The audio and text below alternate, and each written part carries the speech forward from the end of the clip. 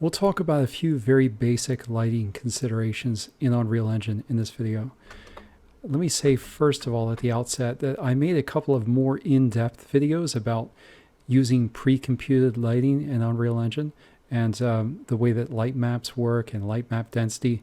So I would encourage you, if you want a more in-depth understanding of how lighting works in Unreal Engine, to check out these videos as well as the one that we're currently covering.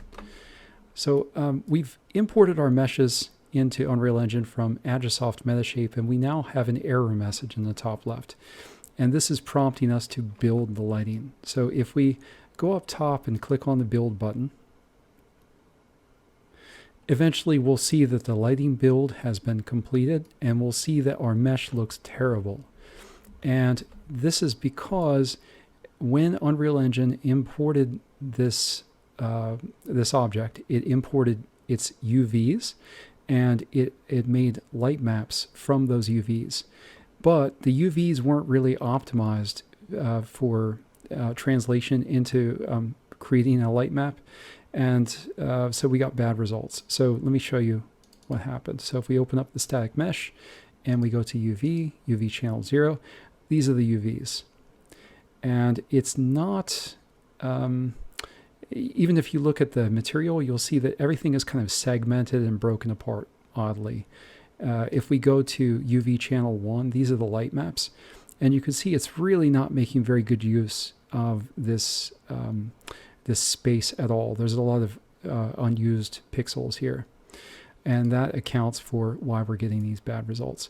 So the easy workaround for the context of this project is to just select your item, and in the details panel, go to movable.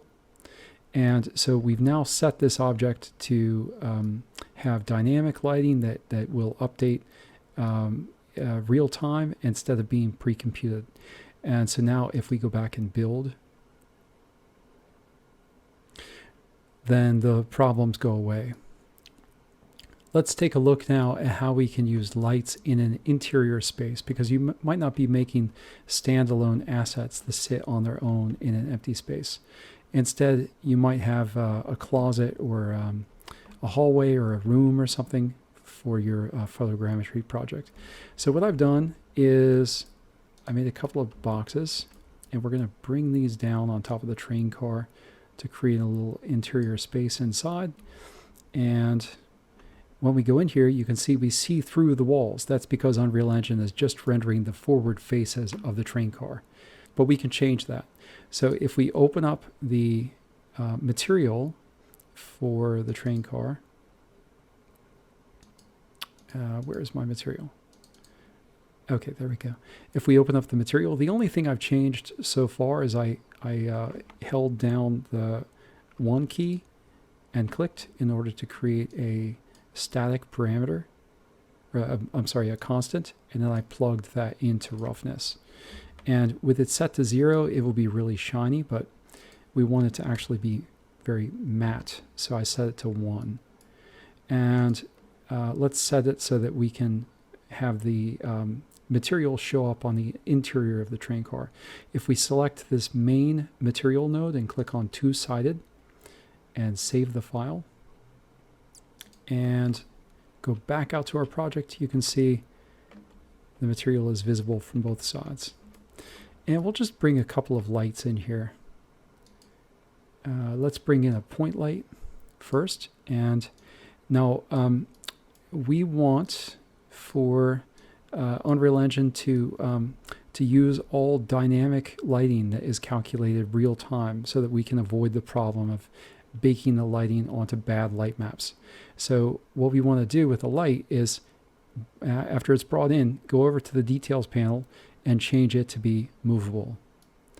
And let's bring one more kind of light in. Let's bring a spotlight in.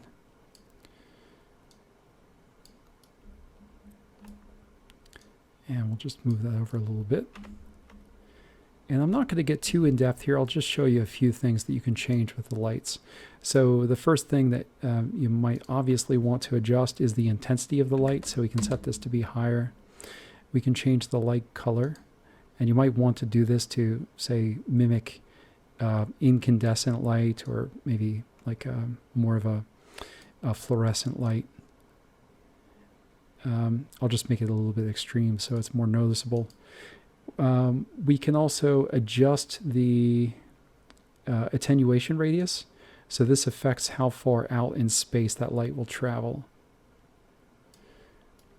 Okay, and let's go over to the spotlight. I'll select that, and let's set this to be movable as well, so that it'll be a dynamic light that will not rely on good light maps. Let's change the intensity of this light. We'll set this to be quite bright so we can see it. And you can adjust the light colors just like with the other one. You can adjust the attenuation radius. And one of the key things that separates this from the point light is that we have an inner cone and an outer cone. So if you want a very focused light, you would set this inner cone angle to be of a small number, and you could set the outer cone angle to be a small number as well, so that you have very little fall off.